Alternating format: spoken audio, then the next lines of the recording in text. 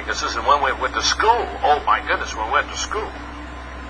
If you got an A in math and you got a C in language, what did they tell you to do? They told you to work on what? Your math or language? Talk to me. Language, they'd say, oh my goodness, you got a C in language. Get that C up. Get that grade up. Get that grade up. How many of you ever had somebody to tell you to work on one of your weaker subjects in school? Come on, raise your hands. Let's go on. That's it. Look around. You make sure. Okay, we all did. Well, work on your weaknesses. Oh, get that C. Can I tell you something? If you got an A in math and you got a C in language, don't work on your language. You know, get on your knees and thank God you got a C. Probably deserved a D. The teacher liked you. Don't work it down. Now, why did you get an A in math and a C in language? It's very simple. You have your DNA, who you are. You have a bent toward math, not toward language. You're always going to be better than math and language. It isn't because you work harder on one than the other. It's because the very fact is that there are some subjects we're better at than others. Is that not true? Now, what I'm saying to you is don't work on your weaknesses, and here's why. You ought to be up here where I am watching you right now during this lecture. Disbelief is all over your face. Some of you are going to leave here and go straight to a therapist. Let's say that, well, let's put it this way. Let's say from a 1 to a 10, I'm a 2 in something. Now 2 isn't very good. Okay, 2's very weak, okay? For example, I love music. That's the good news. The bad news is I can't sing. And so therefore, if I looked at you and said, I am going to be a great opera singer. Well, now, can I tell you something? I can have a heart to learn. I can go hire tutors. I can go take music appreciation. I can take voice lessons. But can I tell you something? 2 or 3 years from now, I'm not going to go from a 2 to a 10. I'm going to go from a 2 to a 2.1. Listen carefully. You can only increase your skill level 2 numbers. This is major.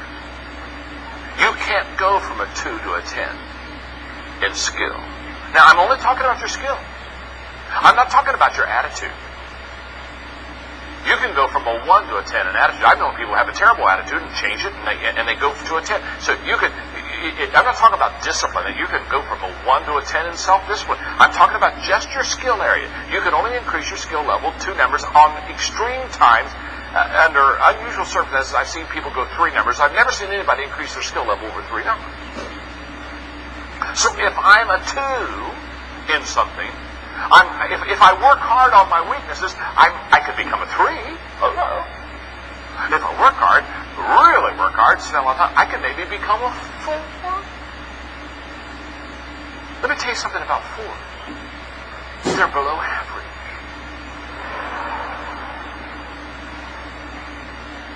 And let me tell you something else. People don't pay for average. So why is everybody in love with it? People don't pay for average. I don't pay for average. You don't pay for average. Certainly you don't go to your spouse, if you've worked hard all day, certainly you don't go to your spouse and say, sweetheart, we've worked all really hard today. We're kind of tired. I'll tell you what let's do. This would be fun. Let's go to an average restaurant. Oh, boy. Listen, do you think in KL we could find an average restaurant? Wouldn't it be something if we could go to an average restaurant tonight and have some average food?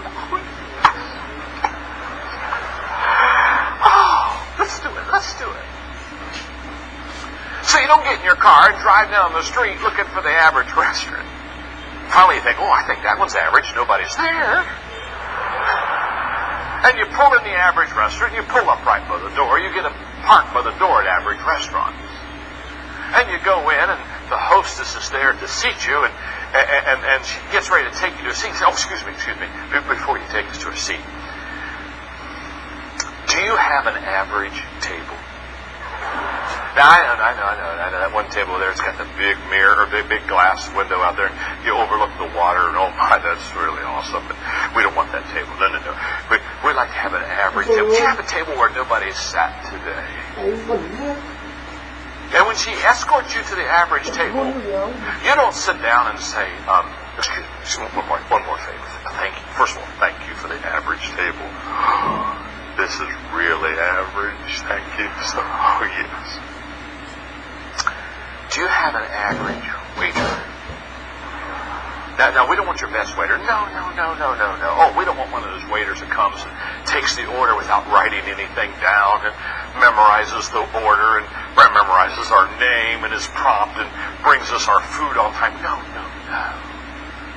Do you have a waiter that will come and take the order and then mess it up when they take it to the kitchen and bring the wrong food out? So, excuse me, it'll be another 45 minutes. Can we have one of those? And when the average waiter comes to the average table at the average restaurant, you don't look at them and they start to tell you what their specialty is. And so, no, you don't understand. We don't want to know what you're good at. No. Do you have any average food back there? Well, let me ask you it this way. Do you have any food back there that nobody's ordered today? No, you don't go to an average table at an average restaurant, ask for an average waiter and get average food, and walk out of there an hour and a half later and say, wow, we got to do this again. No. People don't pay for it. But if you work on your weaknesses, listen to me carefully, if you work on your weaknesses, you will at best become average. You will never distinguish yourself. You will never set yourself apart. You will never become a person of excellence. You'll never have people standing in line to see you, to hear you, to buy something from you. You'll never have anybody drive by your store, drive by someone else's store to get to your store. You see, if you're average, you're just average. And average people will not be successful. They will not help a lot of people. They will not make a lot. Average is average. And if you work on your weaknesses, you are going to be average all of your life. But let's just turn it around for a second. Let's say from a 1 to a 10.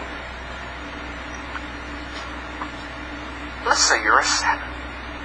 You're already above average. You're already a little bit of, this is in your strength zone. This is what you're good at. This is what you do that gives you good. Let's say you're a 7. Now let me tell you something. If you're a 7 and you start getting a tutor, or you get a mentor, or you get somebody around you, you can go to be an 8. And if you go to a Maxwell seminar, you can become a 9.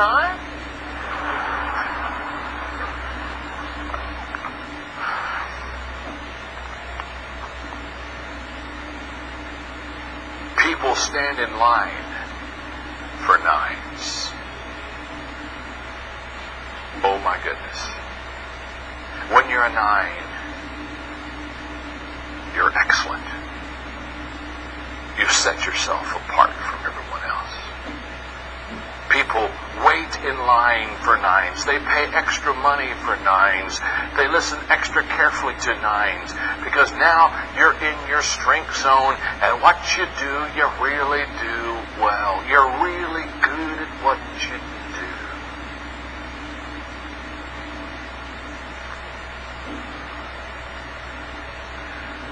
I was speaking to a couple hundred presidents. This was another, I told you earlier about a CEO day, and I was telling those CEOs to work on to go back and tell people what they're not good at. Well, this was another President's Day with another group of presidents of companies, and I was teaching them all during the day through this whole process, and I was telling them to quit working on their weaknesses, but I was also telling them to not let their people work on their weaknesses.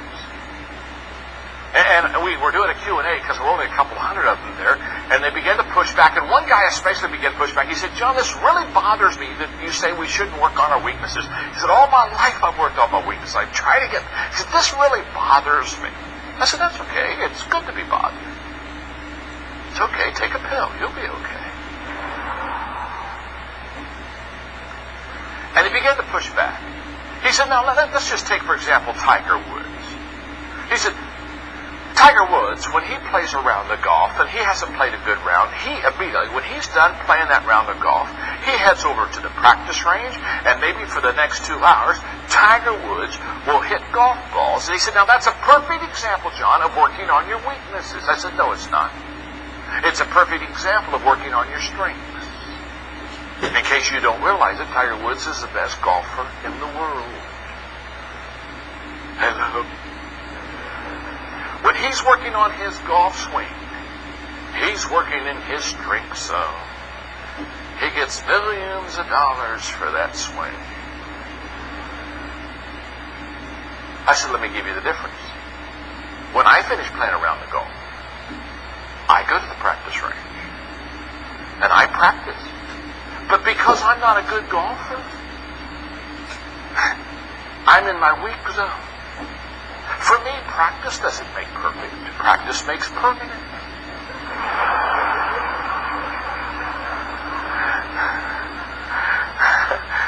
The more I practice on my weakness, the more I consistently am bad. I've got those bad swings perfected after a while. I could do that bad swing every time. You say, he is the most consistent bad swinger I've ever seen in my life. That ball every time just goes right. It's not a slice, it's a boomerang. It comes right back to him. In fact, I was playing golf with a guy one time, and he was a good golfer, and I'm not a good golfer, and I'm sitting there and I'm saying, talk to me, talk to me, talk to me.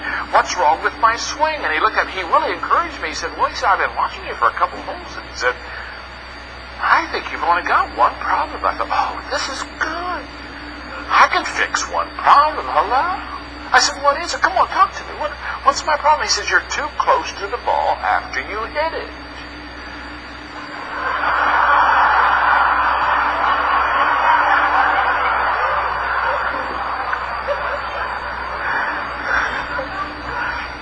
It's the only problem I had. Now, can I tell you something? I could go to the golf course every day, take lessons every day, and never make a living out of playing golf. It's my weakness. In fact, when I play golf with guys and they're not very good, they get real frustrated. I say, no, don't get frustrated. You could be doing this for a living. Yeah, relax. Enjoy yourself. One of my favorite golf stories, not long ago, one of my favorite golf stories is these two guys that get up to the tee and they're not any good at golf at all. They're terrible golfers. I mean, they're terrible. I mean, they're really terrible golfers. I mean, in their golf bags, they have things like a weed eater. So when they get in the weeds, they can chop them down so they can find their ball.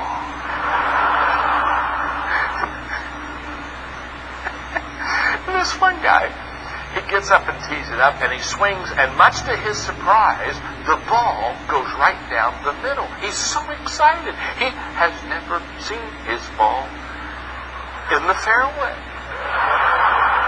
In fact, he's never seen his ball after he hit it. He's so excited. He looks at his buddy. He says, look at this. Look at me. I'm down the middle of the fairway. They're walking down the fairway. He's so excited. I've never been in the fairway ball. I've never seen my ball after I've hit it before. This is really good. And he gets up there about 200 yards out, and the ball's not only in the middle of the fairway, but it has rolled up on a 4-inch anthill. It's in the middle of the fairway. It's teed up for him. He grabs his 3-wood, says, this is my day. I'm going to hit the ball on the green in regulation. I've never been in the green in 2. Swings as hard as he can, and he misses the whole ball. And kills 5,000 ants. Miracle of miracles, the ball, instead of being on a 4-inch anthill, is now on a 2-inch anthill. It stayed on top of the anthill. It's still teed up for him. He said, oh, this is my second chance. Grabs the 3-wood, swings as hard as he can. He misses the whole ball again and kills 4,998 more ants. 2 ants are left. One ant says to the other, I don't know about you, but if we're going to survive, we had better get on the ball.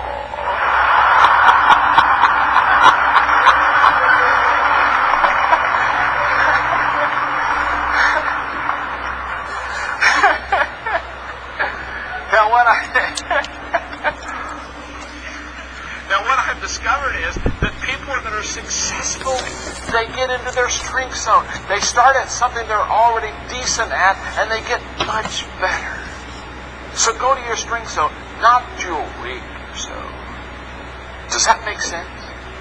Tell the person you're sitting beside, say, That makes sense to me. Go ahead and tell them that, right? I said, that makes sense to me. And look right back at him and say, by the way, you're no Tiger Woods either. Now, what I've discovered is people. Now, watch this. Watch this.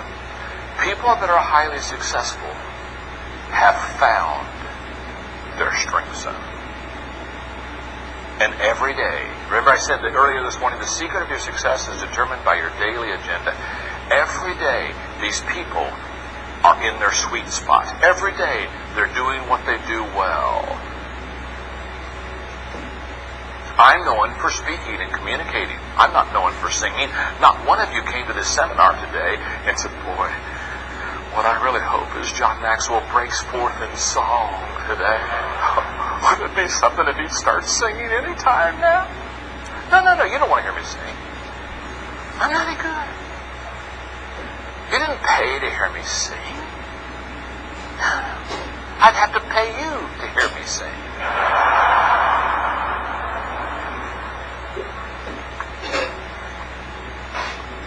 And let me tell you something. When you are in your strength zone, when you are in your sweet spot, it's easy.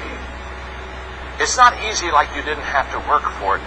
But you see, when I'm here talking to you today, I'm as relaxed if I were over in the corner talking to you one-on-one. I'm not nervous. I'm not kind of tense or anything like that. I'm just here drinking my water, eating my cough drops, and talking to you. Because we're friends. We've been doing this all day together.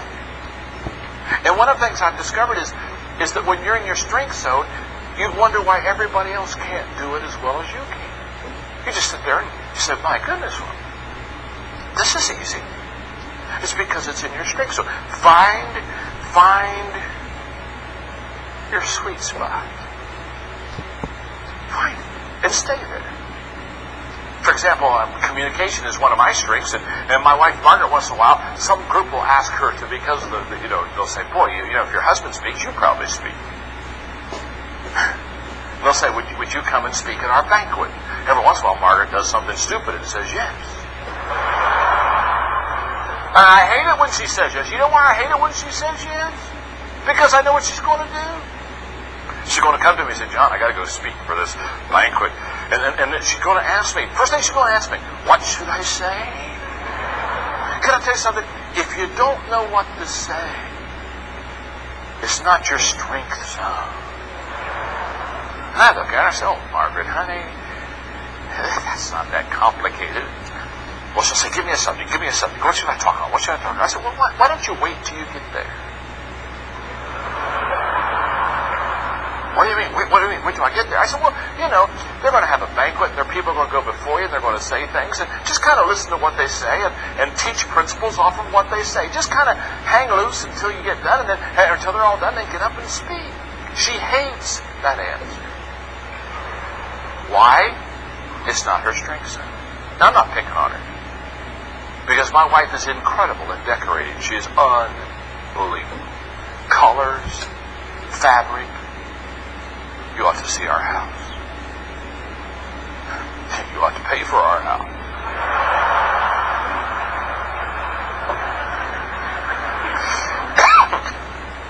That's a new one. Just a second. I want to write that one down. It feels so good when you get a new idea.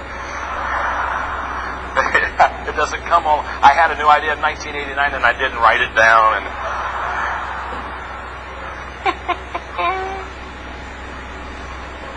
oh, it's incredible. She colors. I'm not colorblind, but I'm worthless. I can't figure out what matches. I have been known to go in my closet at the house and stand there for 15 minutes trying to figure out what to wear. Just kind of, And finally Margaret said, John, are you in the closet again? She comes and I'm just staring. I got little slobbers coming down my head. And she'll say, oh, here, I'll get it for you. So the first thing she does is she makes me get out of the closet, which is very humiliating. So now I'm standing out in the hallway. She says, okay, what are you going to do? And I said, well, I'm going to go speak in supposed to be at a conference day, Kale. So she pulls off the stuff and she gives it to me and says, here, now, wear this. You'll look good. So I said, thank you, babe, thank you. Now, what I do, because I'm not good at this, I'm smart. It's like if she picks out like a sweater and slacks for me, a lot of times when I'm done, I'll put them back on the same hanger.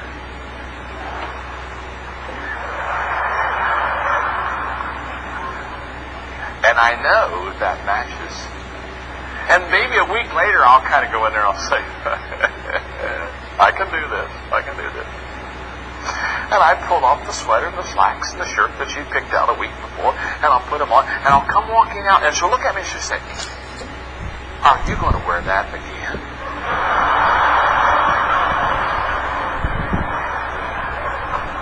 Kind of thought I would. Oh, she said, John, don't do that. You wore that last week. People will see you that. No. And she goes in and she'll switch sweaters on me or switch slacks on me. And she does what she calls mixes and matches. Which is another word to say that she likes to keep me in a constant state of confusion. Because I can't figure it out. Now she's mixing and matching and I'm all mixed up and I can't match anything. And once in a while I'll have to get up real early for appointments. And so I'll get in the closet and I'll think, I forgot, because usually at night she picks it up for me next morning. And I'll say, I forgot to ask her, so I don't want to wake her up. So I'll go in and I'll pick out my own outfit. And then I'll come back maybe in the middle of the day and I'll walk in the house and she'll look at me and she'll look and say, John, did you wear that? And I'll look at her and say, no, honey, this is a mirage. I'm butt naked in front of you. Did I wear that? Of course I wore that. I mean, it's on me. That's a hint that I wore that. And then the next question, she'll look at me and she'll say, who saw you? I'll say, well, I was on CNN this morning. Now, you see, she's amazed. She's amazed that I can't pick out my clothes. I'm amazed that she can't speak. See, one's her strength zone, one's my strength zone. And one of the greatest days in your life is when you understand that other people have different strengths than you. And let me tell you something. A successful person has found their strength zone. A successful leader has helped others find their strength zone. That's what makes the difference between a successful individual and a successful leader. What does a successful leader do? A successful leader is continually helping people find what they do best, and he or she is putting them in that position because he is setting them up, or she as a leader is setting them up for success. And you set a person up for success by helping them find what they're good at. You don't set people up by having them find their weaknesses. Here's the way it works. I have a degree in counseling, but I'm a terrible counselor. I said, you don't want to come to me for counseling. I'm one of these kind of people. If you come to me, you got a problem, I'll listen to you for about 5 minutes, and then I'll give you a 3-step plan on how to fix it. And I used to, people come in for counseling, I'd listen to them, and I'd give them 3 steps, tear off the sheet of paper, and say, be healed. And they come back next month with another problem.